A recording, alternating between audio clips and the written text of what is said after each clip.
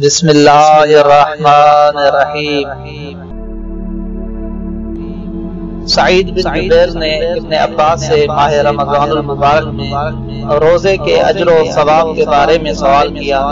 ابن عباس نے کہا تیار ہو، کیونکہ ایسی روایت بتا رہا ہوں جو آج تک نہیں سنی ہوگی۔ سعید ابن جبیر کہتے ہیں دوسرے دن تمام تیاری کے ساتھ صبح کی نماز کے بعد ابن عباس کے پاس گیا اور ابن عباس نے کہا سنو جو میں کہہ رہا ہوں، پیغمبر اسلام سے سنا ہے، پیغمبر اسلام سے سنا۔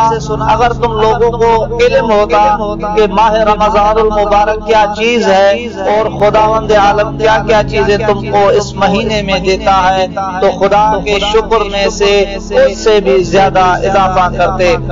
پہلی رات۔